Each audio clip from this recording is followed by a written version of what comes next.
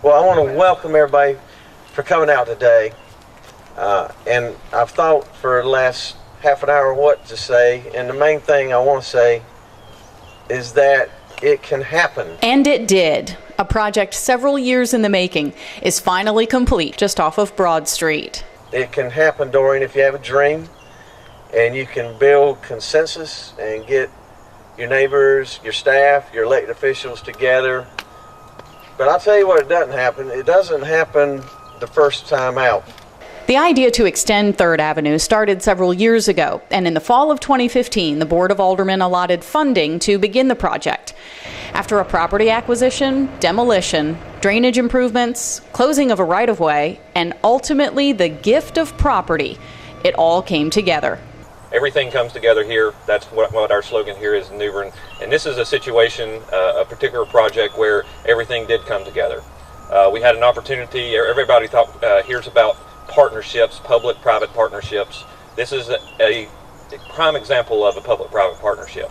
An individual owner, a private developer, and the public, being the city of New Bern, came together and made this project happen. So it's a very good project for the city of New Bern.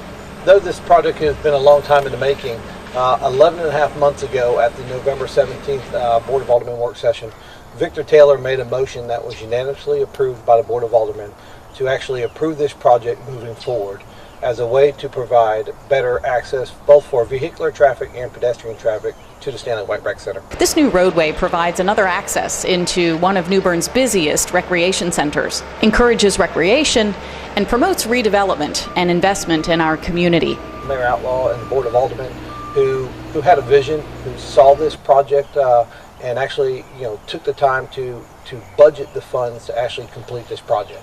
Without those funds or without their commitment, this project never would have been possible. Second is the Brody family. As Mark indicated, the 88-unit apartment complex that's going to be coming up here in the near future, that parcel of land actually cut across this road and actually, intersected with the house behind it. Without that donation from the Brody family to the city of New Bern, this project would not have been possible. So we've got to say a thank you to the Brody family.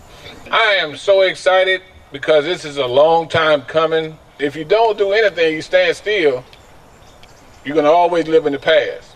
And if you're not going forward, you're always going to be wound up going backwards. So this is a great step in the right direction.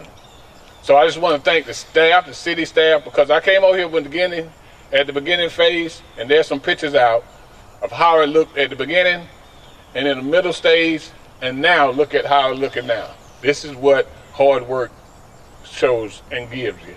This is part of that transformation that I think he's envisioned, and that I hope that everybody else shares as well, as we transform communities one piece at a time. It's an example of community coming together. We came here to celebrate and celebrate successes and the hard work and endeavors of the staff and the board, and ultimately the community. I mean, we talk about funding. The funding wouldn't be here unless it was for our community who invest in our city.